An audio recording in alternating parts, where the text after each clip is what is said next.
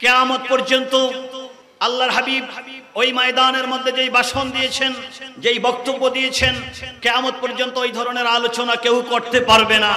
ইতিমধ্যে পারে নাই, পারছে না, কিয়ামত পর্যন্ত পারবে না। রাহমাতুল লিল আলামিন যেই ভাষণ দিয়েছিলেন, ঐতিহাসিক ভাষণ, হাদিসে পাকের কিতাবগুলোর মধ্যে যে ভাষণকে তুলে ধরা হয়েছে, স্মরণাক করে লেখা হয়েছে।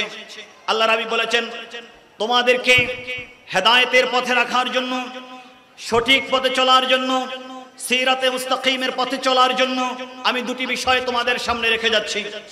একটি হচ্ছে মহাগ্রন্থ আল কোরআন, এবং আমি আরেকটি গ্রন্থ রেখে যাচ্ছি তোমাদের জন্য, যেই গ্রন্থটি কোরআনের ব্যাখ্যা, সেটা হচ্ছে আমি নবী মুস্তাফার সুন্নাহ হাদিস।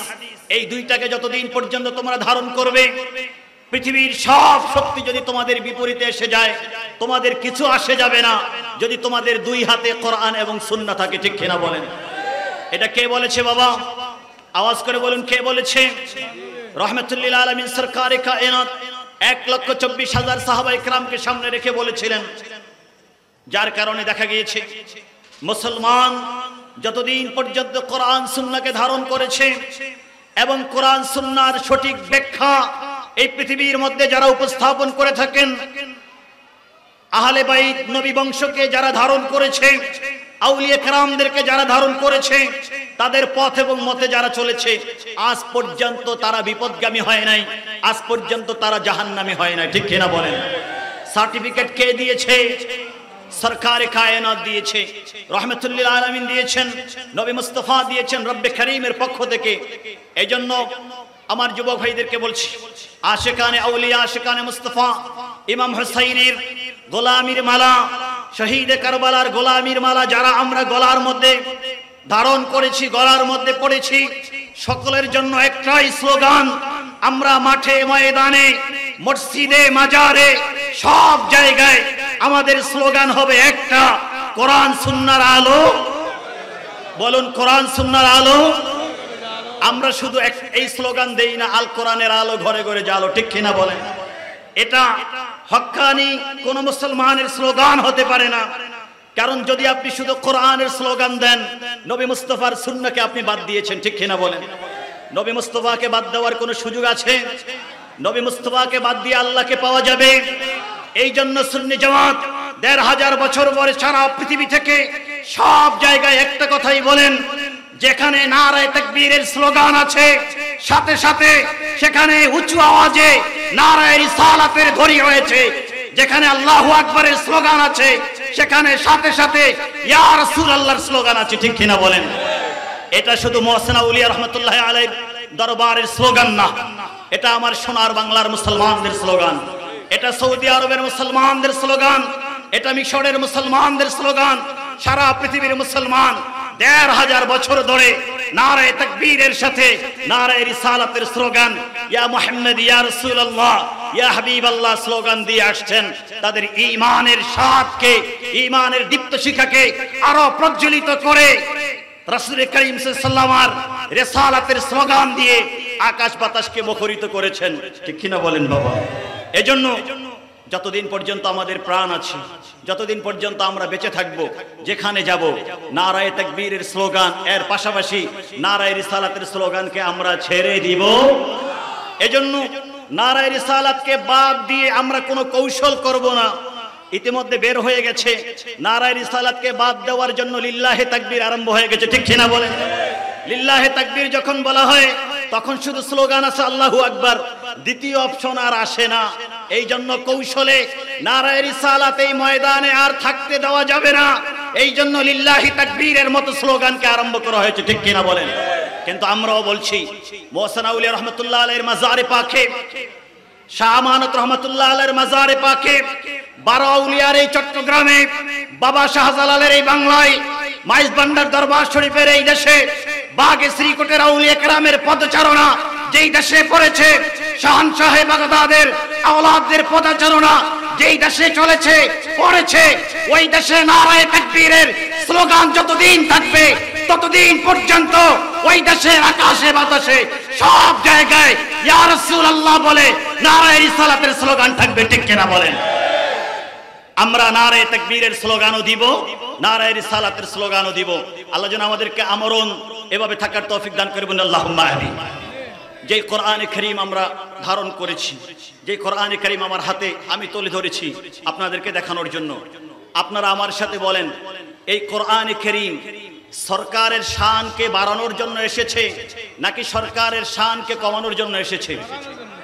আপনারা আমার কথা বুঝতে পারছেন? আপনারা বলেন। এখানে ওলামায়ে কেরাম আছেন, আপনারা বিভিন্ন শিক্ষিতরা আছেন, বিভিন্ন মহলের এখানে আপনারা সবাই আছেন।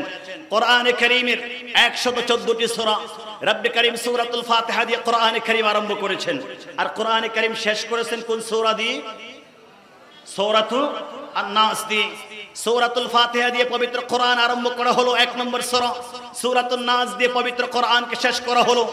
6666টি আয়াত দিয়ে পবিত্র কোরআনকে রব্বে কারীম সাজিয়ে তুললেন। অসংখ্য অগণিত হরফ দিয়ে, শব্দ দিয়ে, নুকতা দিয়ে, হারাকা দিয়ে কোরআনে কারীমকে সাজানো হলো। একজন পারলে একটু দাঁড়িয়ে বলেন, কোরআনে কারীমের একটা হরফের মাধ্যমে সরকারের শানকে খাটো করা হয়েছে, এইরকম কোন হরফ কি কোরআনে কারীমের মধ্যে আছে? এইরকম কোন শব্দ কোরআনে কারীমের মধ্যে আছে? নাই বাবা। একটা সূরাও নাই, একটা হরফও নাই, একটা শব্দও নাই, একটা আয়াতও নাই, একটা নুকতাও নাই, একটা হারাকাতও নাই। বরং বিসমিল্লাহর বায়ের নিচে যেই নুকতা রয়েছে ওই নুকতা থেকে আরম্ভ করে কোরআনে কারীমের সূরাতুন নাসের শেষ পর্যন্ত প্রত্যেকটা হরফে, শব্দে, হারাকাতে, নুকতায় যার শান রব্বে কারীম লিখে দিয়েছেন, বর্ণনা করেছেন, তিনি হচ্ছেন একমাত্র ব্যক্তি সরকারে কায়নাত, ফখরে মওজুদাত, নূর নবী, জিন্দা নবী, হায়াতুন নবী, হাবিবে মুহাম্মদুর রাসূলুল্লাহ সাল্লাল্লাহু আলাইহি ওয়াসাল্লাম। আওয়াজ করে বলুন ঠিক কিনা? এজন্য পৃথিবীর মধ্যে আজ পর্যন্ত যত স্কলার এসেছেন, যত মুফাসসির এসেছেন, যত মুফতি এসেছেন, কিয়ামত পর্যন্ত যারা আসবেন, আজ পর্যন্ত তারা দেখাতে পারে নাই এই আয়াতের মধ্যে সরকারের শানকে খাটো করা হয়েছে। দেখাতে পারে নাই। হ্যাঁ, যদি তাই না হয় তাহলে প্রশ্ন, কেন তাফসীরুল কোরআন মাহফিল যখন হবে কোরআনে কারীমের আয়াত দেখিয়ে দেখিয়ে সরকারের শানকে খাটো করা হচ্ছে? এরকম হচ্ছে কি হচ্ছে না? বলুন, হয় কি হয় না? তাফসীরের মাহফিল হচ্ছে, কোরআনে কারীমের আয়াত তুলে ধরা হচ্ছে, এবং আয়াতের মধ্যে যখন বলা হচ্ছে ইস্তাগফির লিযামবিকা, আয়াতের অনুবাদ করা হচ্ছে, হে মুহাম্মদ তুমি তো গুনাহ করেছো, এই জন্য তুমি তোমার গুনার জন্য তোমার রবের দরবারে তাওবা করো। নাউজুবিল্লাহ বলেন। আয়াত কি এটা বলেছে? আয়াত কি এটা বলেছে কোথাও? ফাসাব্বিহ বিহামদি রাব্বিকা ওয়াস্তাগফির সূরাতুন নাসর যখন পড়েছেন, ইযা জাআ নাসরুল্লাহি ওয়াল ফাতহ ওয়া রাআইতান নাসা ইয়াদখুলুনা ফি দীনিল্লাহি আফওয়াজা ফাসাব্বিহ বিহামদি রাব্বিকা ওয়াস্তাগফির ইন্নাহু কানা তাওয়াবা। এখানের সরল অনুবাদ করা হচ্ছে যে আপনি আপনার রবের তাসবিহ পড়ুন, এবং আপনি যেহেতু গুনাহ করেছেন আপনার গুনাহ ক্ষমার জন্য রবের দরবারে তাওবা করুন। নাউজুবিল্লাহ বলেন। আল্লাহর হাবিবের কি কোনো গুনাহ ছিল? আল্লাহর হাবিবের গুনাহ ছিল না। তো আপনি তাফসীরুল কোরআন মাহফিলের মধ্য দিয়ে কোরআনে কারীমের আয়াতকে সামনে নিয়ে আপনি তো সরকারের শানকে বুলন্দ করছেন না, আপনি তো কোরআনে কারীমের মাধ্যমে সরকারের শানকে খাটো করার চেষ্টা করছেন, ঠিক কিনা বলেন? কিন্তু রব্বে কারীম কি কোরআনকে সরকারের শানকে খাটো করার জন্য নাজিল করেছেন? বলুন, এই উদ্দেশ্যে নাজিল করেছেন। তাহলে কেন নাজিল হয়েছে? যদি দরকার হয় দেখো, কোরআনে কারীমের কোথাও সরকারের শানকে আয়াত দিয়ে খাটো করা হয় নাই, বরং কোরআনে কারীমের প্রত্যেকটি জায়গায় সরকারের শানকে বুলন্দ করে দেওয়া হয়েছে। যদি বিশ্বাস না হয় সূরাতু আল ইনশিরাহ, যেটাকে আমরা আলাম নাশরাহ বলি, কোরআনে কারীমের 30তম পারায় শেষের দিকে খুলে দেখো, দেখবে সরকারের শানকে কোরআনে কারীম নাজিল করা হয়েছে সরকারের শানকে বুলন্দ করার জন্য। সরকারের শান তো বুলন্দ করার জন্য নন, বুলন্দ হয়ে গেছে, বরং সরকারের শান যে উঁচু এটা প্রমাণ করার জন্য রব্বে কারীম সূরাতুল ইনশিরাহ নাজিল করেছেন, কোরআন নাজিল করেছেন। আয়াত খুলে দেখো, আল্লাহ তেলাওয়াত করছেন, আলাম নাশরাহ লাকা সাদরাক ওয়া ওয়াদা'না আনকা বিজরাক আল্লাযী আনকাযা যাহরাক। তারপরে তেলাওয়াত হচ্ছে ওয়া রাফা'না লাকা যিকরাক। সরকার কোরআন নাজিল করে আপনার শানকে আমি আল্লাহ নামিয়ে দেই নাই, খাটো করি নাই, বরং কোরআন নাজিল করে আপনার শানকে আমি আল্লাহ আরো বাড়িয়ে দিয়েছি।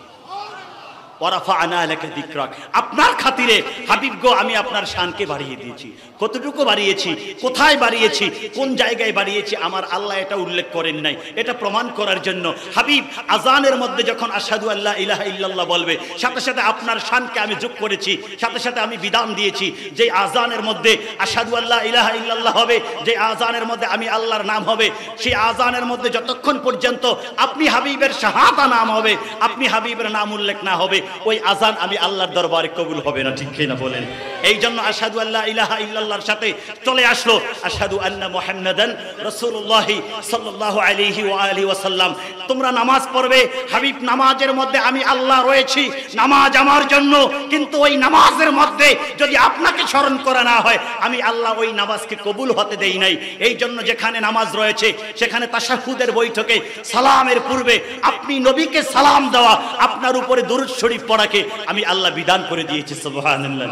এই জন্য আমরা যখন পড়ি আত্তাহিয়াতু লিল্লাহি ওয়াস সালাওয়াতু ওয়াত তাইয়্যিবাত আসসালামু আলাইকা, যতক্ষণ পর্যন্ত তুমি আমি আসসালামু আলাইকা আইয়ুহান নবিয়্যু না বলবো, হাবিব আপনাকে সালাম, হাবিবকে হাজির ও নাজির খেয়াল করে, হাবিবকে ধ্যানে খেয়াল না করে, ধ্যানে খেয়াল করা না পর্যন্ত, ততক্ষণ পর্যন্ত আমাদের সালাম কবুল হবে না, আল্লাহ আমাদের নামাজকে কবুল করবেন না।